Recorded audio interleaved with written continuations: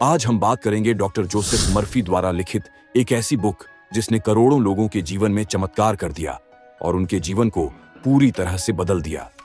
जी हां, हम बात कर रहे हैं the power of your subconscious mind के बारे में। इस पुस्तक को हल्के में लेने की बिल्कुल गलती मत करना। यह सबकॉन्शियस माइंड के बारे में लिखी गई अब तक की सबसे बेस्ट बुक है। डॉक्टर जोसेफ मर्फी ने अपना अधिकांश समय पूर्वी देशों के धर्मों के अध्ययन में बिताया। शोध के सिलसिले में वे कई साल भारत में भी रहे।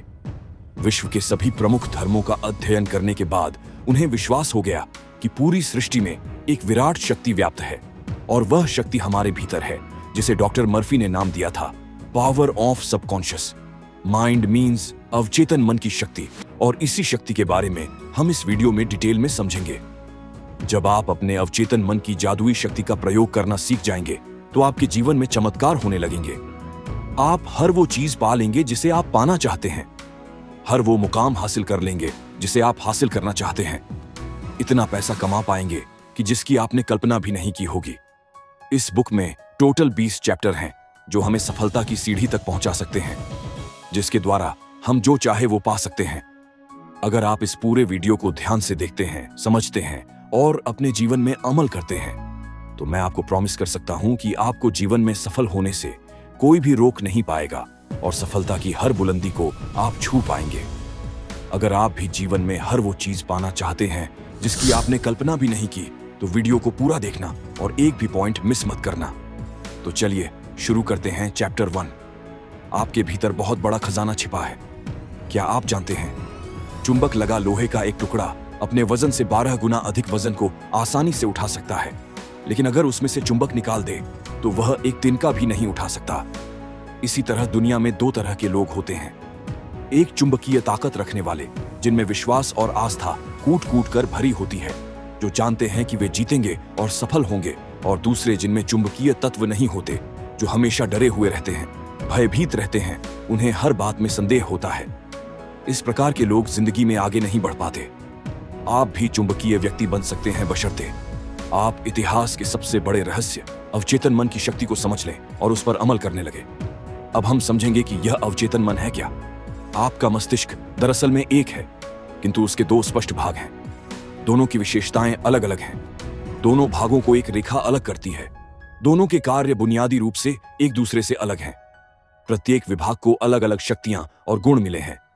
एक चेतन मन और दूसरा अवचेतन मन, जो सतह पर दिखाई देता है, यानी जैसे आप दिखाई देते हो वो चेतन मन है, और जो आपके अंदर का मन, जो आपके अंदर है, जो दिखाई नहीं देता, वह अवचेतन मन है। चेतन मन और अवचेतन मन एक दूसरे से कैसे कनेक्टेड हैं, यह एक स्टोरी से समझते हैं। एक बार महान ओपेरा गायक एनरिको कैरूसो अपनी करियर की शुरुआत में मंच पर जाने से घबरा रहे थे। डर के मारे उनके गले की मांसपेशियां ही ऐंठ गईं। उनका चेहरा पसीने से तरबतर हो गया। वे शर्म और घबराहट में मंच के पीछे चले गए। कुछ ही पल बाद उन्हें हजारों लोगों के सामने परफॉर्म करना था, लेकिन पब्लिक को देखकर उन पर डर की भावना हावी हो गई। उन्होंने कांपते हुए कहा, मैं नहीं गा सकता, सब लोग मुझ पर हंसेंगे। वे अपने ड्रेसिंग रूम में जाने के लिए मुड़े। तभी अचानक वे रुककर चिल्लाए, भाग जाओ, डर, तुम्हें भागना ही होगा, भागना होगा, भागो यहां से। वे दोबारा मंच पर गए और सीना तान कर खड़े हो गए और उन्होंने ऐसे गाया कि सुनने वालों का दिल जीत लिया। इस स्टोरी से हमने क्या सीखा? जब आपका चेतन मन डर, चिंता और तनाव से भर जाता है तो आपके अवचेतन मन में भी नकारात्मक भाव प्रवाहित होने लगते हैं, और यही नकारात्मक भाव अवचेतन मन में दहशत, आशंका और निराशा भर देते हैं। जब कभी आपके साथ ऐसा हो तो एनरिक कैरूसो की तरह आप भी अपने चेतन मन के नकारात्मक विचारों के समक्ष पूरे साहस और विश्वास के साथ डटकर खड़े हो जाएं और अपने मन में कहें, मैं पूर्णतः नियंत्रण में हूं, मैं यह काम आसानी से कर सकता हूं, यह बहुत आसान है। जब आप चेतन मन को इस तरह आदेश देंगे तो आपका अवचेतन मन शांति और सद्भाव से भर जाएगा और आपके अंदर जोश, उत्साह और शक्ति आ जाएगी, और आपको ऐसे परिणाम मिलेंगे जो आपने सोचे भी नहीं होंगे। मान लीजिए कि आपका मस्तिष्क एक बगीचा है और आप उस बगीचे के मालिक हैं। अब आपके बगीचे में कौन सी फसल उगेगी? ऑब्वियसली आपके बगीचे में वही फसल उगेगी जिसके बीज आप उसमें बोएंगे। उसी तरह हम भी अपने मस्तिष्क के बगीचे में दिन भर अपने विचारों के बीज बोते हैं। अब ये विचारों के बीज आते कहां से हैं? ये उत्पन्न होते हैं हमारी आदतों से। अगर आप कांटे बोते हैं तो क्या आपको अंगूर मिलेंगे? कंटीली झाड़ियां बोएंगे तो क्या अंजीर की फसल मिलेगी? जैसे विचारों की बुवाई आप अपने मस्तिष्क में करते हैं, वैसे ही परिणाम आपको मिलते हैं। अब सवाल यह है कि आपको चेतन मस्तिष्क में ही अच्छे विचार क्यों सोचने हैं? तो जवाब है, क्योंकि अवचेतन मन सही गलत में फर्क नहीं कर सकता। यह तो बस चेतन मन द्वारा सोचे गए विचारों को अस्तित्व देने का काम करता है, चाहे वह सही हो या गलत। यह बहुत ही इंपॉर्टेंट लाइन है। अगर एक बार में समझ ना आई हो तो बैक जाकर दोबारा सुन लेना। फॉर एग्जाम्पल, अगर कोई इंसान है जो किसी पर बहुत ज्यादा गुस्सा है और गुस्सा इस हद तक बढ़ गया कि वह उसका खून करना चाहता है और बार बार बोलता रहता है, मैं उसको मार डालूंगा, मैं उसको मार डालूंगा, उसका खून कर दूंगा। बार बार यही बातें बोलने की वजह से ये सारी बातें उस इंसान की अवचेतन मन पर अंकित हो जाएगी और अल्लाह दीन के चिराग से उत्पन्न हुए जिनकी तरह उसका अवचेतन मन बोलेगा, जो हुक्म मेरे आका, और वो ऐसी परिस्थितियां उत्पन्न कर देगा कि वो इंसान एक दिन सचमुच खून कर देगा। अब किसी का खून करना ये तो बहुत बुरी बात है, तो अवचेतन मन ने उसे ये सब करने से रोका क्यों नहीं? क्योंकि अवचेतन मन सही और गलत में फर्क नहीं कर सकता।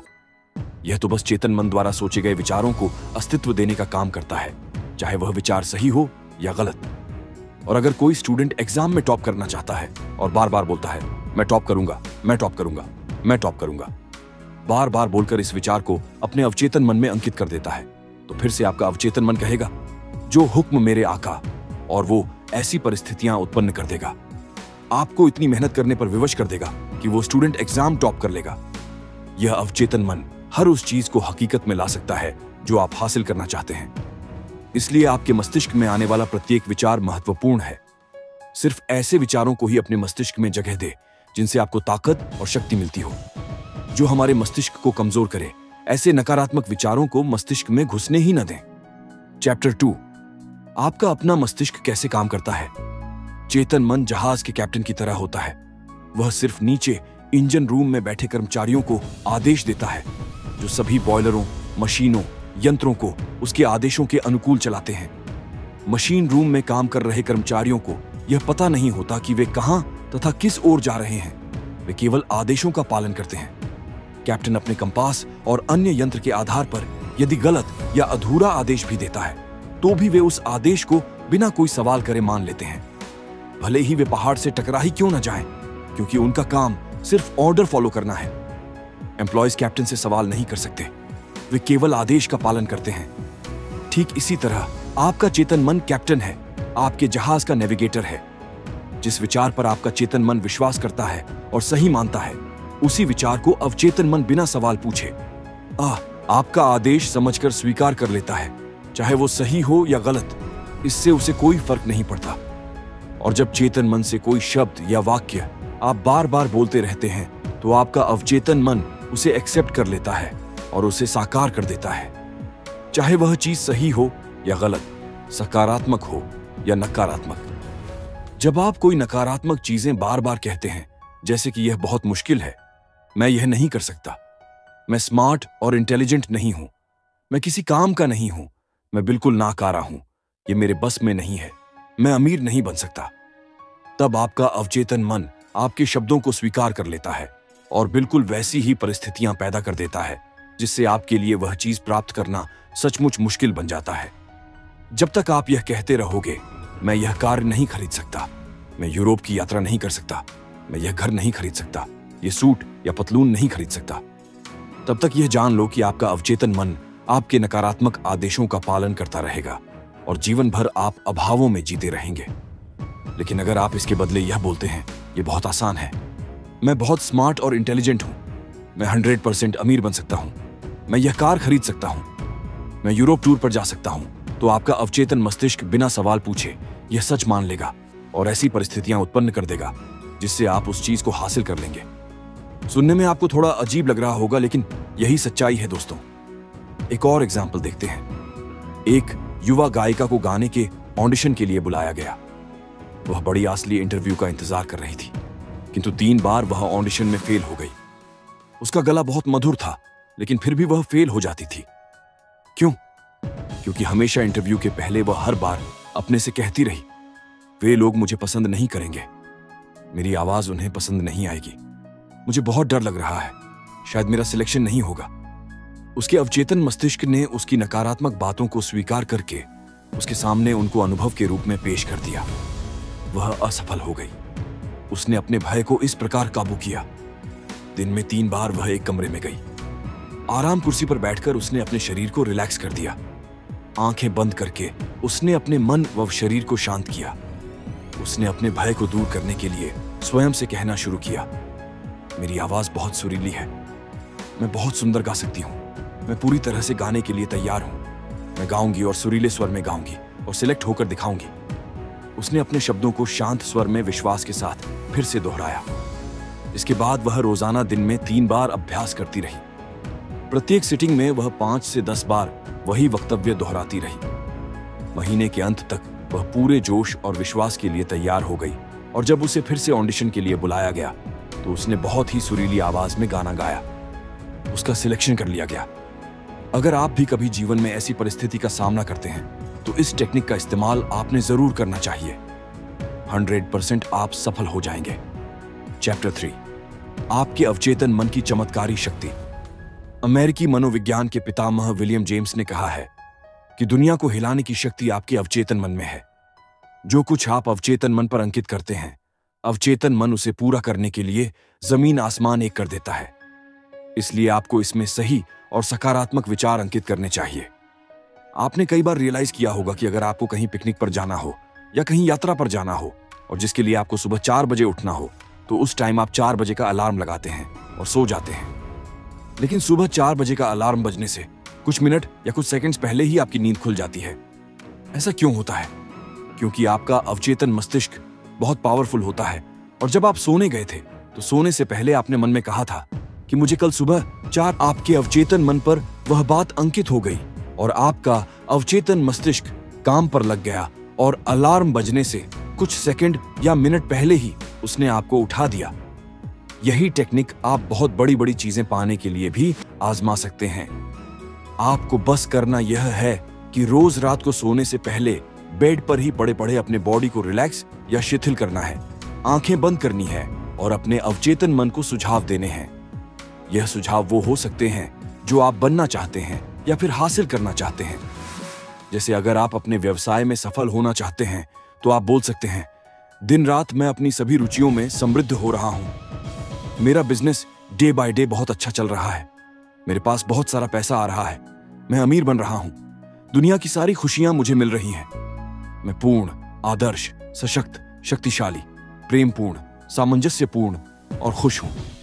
ऐसा आपको लगातार 21 डेज तक करना है और उसके बाद आपको इसकी आदत हो जाएगी और आप जानकर हैरान हो जाएंगे कि आपके जीवन में ऐसे चमत्कार होने लगेंगे जिसकी आपने कल्पना भी नहीं की होगी।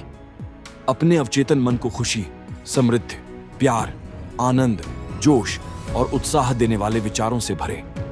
इससे क्या होगा कि जो आपके नकारात्मक जहरीले विचार जो अड्डा जमाए बैठे हैं वे अंततः हमेशा के लिए बाहर निकल जाएंगे। हाँ, लेकिन इसके लिए आपको सतत प्रयास करना होगा और एक बार जब आपको इसकी आदत हो जाएगी तो फिर आपका फर्श से अर्श तक का सफर शुरू हो जाएगा। याद रखें, जैसे पानी पाइप में जाकर उसका आकार लेकर बहने लगता है, ठीक उसी प्रकार जीवन भी आपके अंदर के विचारों के अनुरूप ही बहता है। चैप्टर 4, प्राचीन काल में मानसिक उपचार। प्राचीन समय में जब आज की तरह बड़े बड़े हॉस्पिटल्स नहीं थे, तब भी लोगों का बीमारियों से इलाज किया जाता था और लोग अपनी बीमारियों से ठीक भी हो जाते थे। उस समय मनुष्यों को बीमारी से ठीक करने का ज्ञान पुजारियों और धर्मगुरुओं तक ही सीमित था। लोग विश्वास करते थे कि ईश्वर ने उन्हें कुछ विशेष शक्तियां दी हैं जिनके द्वारा वे उपचार कर सकते हैं। ये पुजारी और धर्मगुरु इलाज करने के लिए मंत्रों का, ताबीजों का, अंगूठियों या स्मृति चिन्हों का प्रयोग किया करते थे। जब कोई बीमार हो जाता तो लोग उन्हें इन पुजारियों या धर्मगुरु के पास ले जाते और वे सिर्फ मंत्रों और ताबीजों के सहारे ही उनका इलाज कर देते थे और रोगी ठीक भी हो जाता था। क्या आपको लगता है कि वे रोगी सिर्फ ताबीजों या मंत्रों की वजह से ही ठीक होते थे? ऑथर कहते हैं कि वे सिर्फ मंत्रों या ताबीजों की वजह से नहीं, बल्कि अवचेतन मन की शक्ति से ठीक होते थे। जैसा कि हमने पहले देखा कि लोग उन पुजारियों में, धर्मगुरुओं में विश्वास करते थे कि वे उनका इलाज कर देंगे। उनकी आस्था बहुत ज्यादा होती थी। जैसे ही रोगी उनके पास जाता तो रोगी को लगने लगता कि अब मैं जरूर ठीक हो जाऊंगा और यही निर्देश उनके अवचेतन मन में अंकित हो जाता था कि अब वे जरूर ठीक हो जाएंगे। और जैसे हमने इससे पहले ही समझा है कि अवचेतन मन में जो विचार अंकित हो जाता है वो हकीकत का रूप ले लेता है, और इसी वजह से वे रोगी ठीक भी हो जाते थे। हमारा अवचेतन मन इतना पावरफुल है कि यह हर बीमारी का इलाज कर सकता है। आपकी आस्था जितनी ज्यादा होगी, आपको परिणाम भी उतनी ही जल्दी मिलेगा। चैप्टर 5, आधुनिक युग में मानसिक उपचार। जिस तरह से प्राचीन समय में पुजारी और धर्मगुरु इलाज करते थे, उसी तरह आज के आधुनिक युग में लोगों का इलाज करने के लिए डॉक्टर्स और हॉस्पिटल्स हैं। लेकिन पुरानी कहावत है, डॉक्टर घाव पर पट्टी बांधता है और ईश्वर उसे ठीक करता है। यहां पर ईश्वर शब्द का प्रयोग अवचेतन मन के लिए किया गया है। कोई भी डॉक्टर या सर्जन पूरी तरह से यह दावा नहीं कर सकता कि उसने मरीज को ठीक कर दिया। उपचारक शक्ति एक ही है, हालांकि इसे अलग अलग नामों से पुकारा जाता है, जैसे प्रकृति, जीवन, ईश्वर, रचनात्मक ज्ञान। लेकिन वास्तविकता में यह सभी अवचेतन शक्ति की ओर इशारा करने के भिन्न भिन्न तरीके हैं। एक पेशेंट था जिसकी जीभ में लकवा मार गया था और सभी प्रकार के चिकित्सकीय उपचार व्यर्थ हो गए थे। उसके डॉक्टर ने रोगी को बताया कि उसके पास एक नया यंत्र है जिससे उसे विश्वास है कि उसका इलाज हो जाएगा। डॉक्टर ने पॉकेट थर्मामीटर रोगी के मुंह में लगा दिया। रोगी ने उस नए यंत्र की कल्पना की जो उसे ठीक करने के लिए लगाया गया था। कुछ ही मिनटों में वह खुशी से चिल्ला उठा कि उसकी जीभ फिर से चलने लगी है। एक युवती डॉक्टर के पास आई। उसने लिखकर बताया कि पिछले 4 सप्ताह से उसकी आवाज बंद हो गई है। डॉक्टर ने जांच में यह सही पाया। डॉक्टर ने उसे बताया कि गुम हुई आवाज कभी कभी बिजली के प्रयोग से लौट आती है और यह तरकीब आसानी से सुझाव के प्रभाव से भी की जा सकती है। मैंने बिजली का वह ऑपरेटर्स मंगवाया और उसके स्विच को दबाकर सिर्फ उसे यह महसूस कराया कि उसे शॉक दिया जा रहा है, जबकि असलियत में उसे कोई शॉक दिया ही नहीं। बाद में डॉक्टर ने मरीज के अवचेतन को कुछ निर्देश दिए, जैसे अब आप जोर से बोल सकती हो। डॉक्टर ने उसे एक अक्षर दिखाया, फिर बी और बाद में मारिया। वह धीरे धीरे बोलने लगी। गुम हुई आवाज लौट आई। इन दोनों एग्जाम्पल्स में किसी भी मेडिसिन का यूज नहीं किया गया, फिर भी दोनों मरीज ठीक हो गए। क्यों? क्योंकि डॉक्टर सिर्फ उनके अवचेतन मन को यह विश्वास दिलाने में कामयाब हो गया कि उसके पास जो चीज है उससे वे जरूर ठीक हो जाएंगे। उनके अवचेतन ने उसे एक्सेप्ट कर लिया और उनको ठीक कर दिया। इसे ही प्लेसबो इफेक्ट या बिलीफ सिस्टम भी कहा जाता है। वैज्ञानिक बताते हैं कि 11 महीनों में आपका शरीर नया बन जाता है। कैसे? हमारे शरीर की लाखों कोशिकाएं हर रोज मर जाती हैं और उनके जगह पर नई निर्माण हो जाती है। हर 11 महीने में हमारे संपूर्ण शरीर की कोशिकाएं पूरी तरह से मर जाती हैं और उनके जगह नई निर्माण हो जाती है। इसका मतलब शारीरिक दृष्टि से आप सिर्फ 11 महीने बूढ़े हैं। अगर आप क्रोध, ईर्ष्या और दुर्भावना के विचारों को अपने शरीर में दोबारा आने देते हैं तो इसमें आपके सिवा और कोई दोषी नहीं है। जैसे अंधेरे से छुटकारा पाने का तरीका रोशनी है, ठंड से उबरने का तरीका गर्मी है, वैसे ही नकारात्मक सोच से उबरने का तरीका सकारात्मक विचार रखना है। अच्छाई की घोषणा करें, बुराई अपने आप गायब हो जाएगी। चैप्टर 6, मनचाहे परिणाम कैसे प्राप्त करें।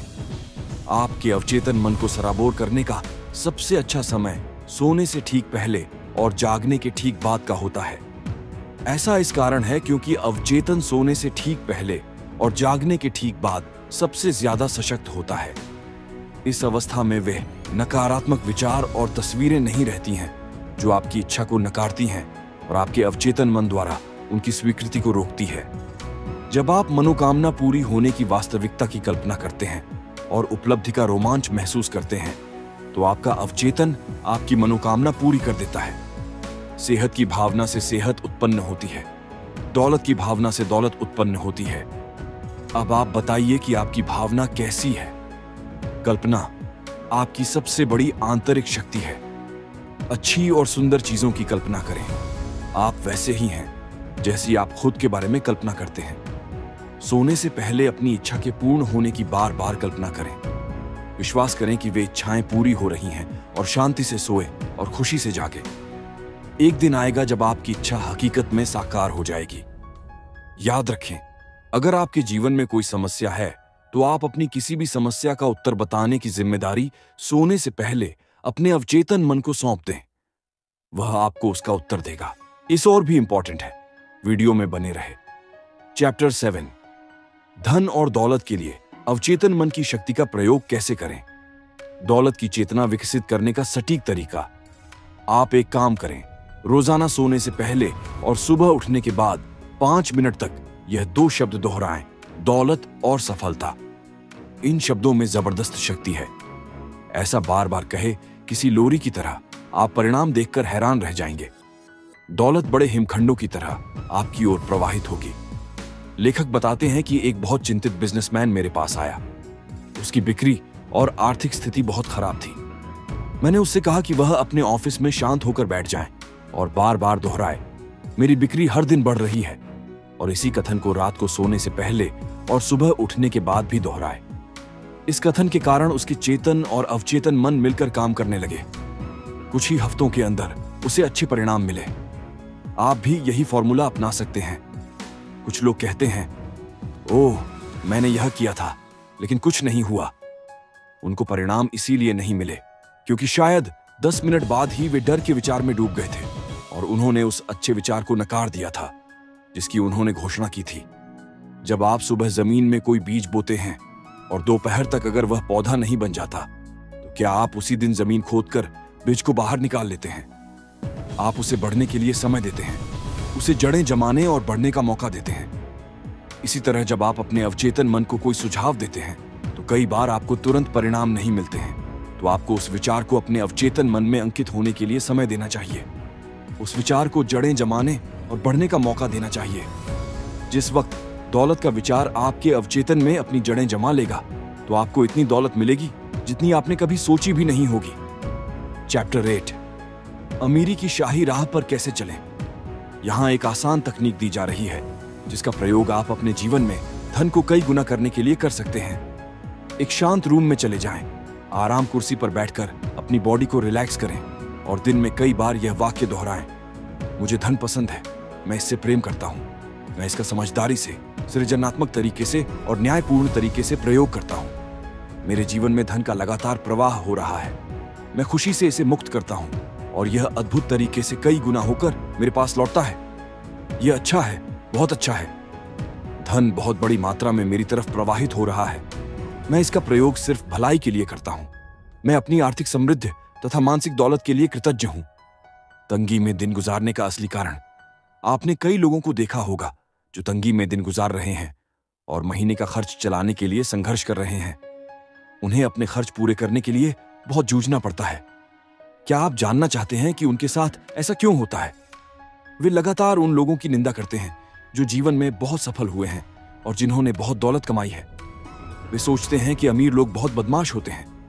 वे लोगों का खून चूस चूस कर अमीर बने हैं।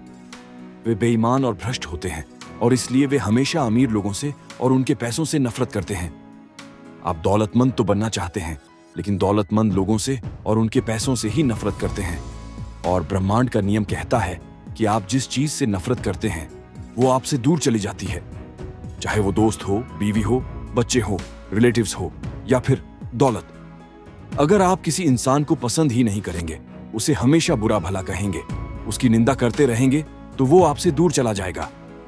उसी तरह जब आप सफल और अमीर लोगों को पसंद नहीं करते हो या उनकी निंदा करते हो, तो ब्रह्मांड के नियम के अनुसार पैसा भी आपसे दूर चला जाता है और आपको वापस मुड़कर भी नहीं देखता।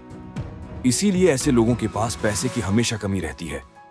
तो आपको करना क्या है? देखे तो कहे, मैं सफल और अमीर लोगों को आशीर्वाद देता हूं, मैं सफल और अमीर लोगों को अपना रोल मॉडल बनाता हूं, मैं सफल और अमीर लोगों से प्यार करता हूं।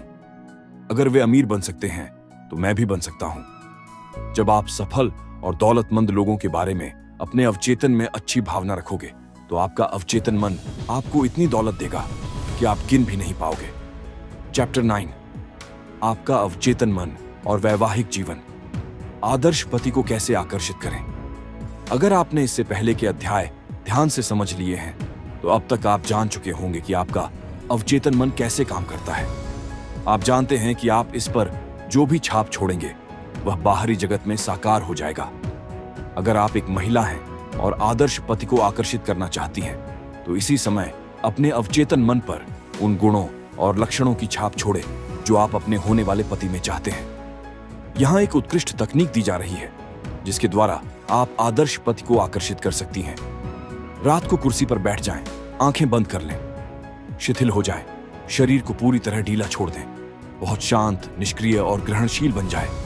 अपने अवचेतन मन से बात करें और कहें, मैं एक ऐसे पुरुष को आकर्षित कर रही हूं जो ईमानदार, सच्चा, वफादार, निष्ठावान, शांत, खुश और समृद्ध है। मैं जानती हूं कि मैं उसकी शांति और सुख को बढ़ा सकती हूं।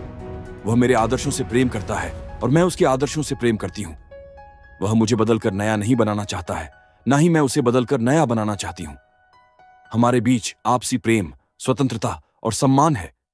आदर्श पत्नी को कैसे आकर्षित करें? अपनी आदर्श पत्नी को आकर्षित करने के लिए नीचे दी गई सकारात्मक घोषणा करें। मैं ऐसी महिला को आकर्षित कर रहा हूं जिसके साथ मेरा बहुत अच्छा तालमेल होगा। यह महिला ऐसी है जिसके साथ मेरी जोड़ी आदर्श रहेगी।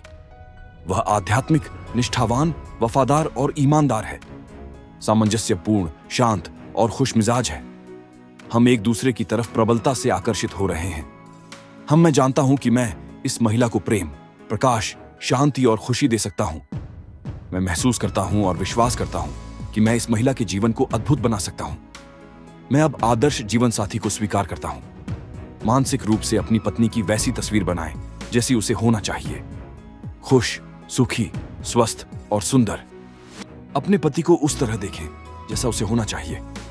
सशक्त, शक्तिशाली, प्रेमपूर्ण, सद्भावनापूर्ण और दयालु। मानसिक तस्वीर देखते रहेंगे तो आप अनुभव करेंगे कि आपका वैवाहिक जीवन स्वर्ग बन चुका है, जो सद्भाव और शांति से भरा है। चैप्टर 10। मन से हमेशा युवा कैसे रहे? आप उतने ही युवा हैं जितना खुद को मानते हैं। मैं हर कुछ सालों में लंदन के कैक्सटन हॉल में भाषण देता हूं। ऐसे ही एक भाषण के बाद एक सर्जन मुझसे मिलने आया। उसने मुझसे कहा, मेरी उम्र 84 साल है। मैं हर सुबह ऑपरेशन करता हूं, दोपहर में मरीजों को देखने जाता हूं और शाम को मेडिकल व वैज्ञानिक जर्नल्स के लिए लेख लिखता हूं। उसका नजरिया यह था कि वह उतना ही उपयोगी है जितना वह खुद को मानता है और उतना ही युवा है जितने उसके विचार हैं। उसने मुझसे कहा, आपने अभी अभी जो कहा है वह बिल्कुल सही है। व्यक्ति उतना ही युवा होता है जितना वह खुद को मानता है, उतना ही मूल्यवान होता है जितना वह खुद को समझता है। कुछ लोग 30 साल की उम्र में ही बूढ़े हो जाते हैं, जबकि कुछ 80 साल में भी युवा रहते हैं। मस्तिष्क ही सबसे बड़ा बुनकर, आर्किटेक्ट, डिजाइनर और मूर्तिकार है। नाटककार जॉर्ज बर्नार्ड शॉ 90 साल की उम्र में भी सक्रिय थे। रोमन देशभक्त मार्कस पोर्सियस केटो ने 80 साल की उम्र में ग्रीक भाषा सीखी। महान जर्मन अमेरिकन कलाकार मैडम अर्नेस्टाइन शूमैन हैंक दादी बनने के बाद अपनी संगीत सफलता के शिखर पर पहुंची। यूनानी दार्शनिक सुकरात ने वाद्य यंत्र बजाना तब सीखा जब वे 80 साल के थे। माइकेलेंजेलो 80 साल की उम्र में अपने सबसे महान कैनवास पर पेंटिंग करते थे। 80 साल की उम्र में सियोस सायमनाइड्स ने कविता का पुरस्कार जीता।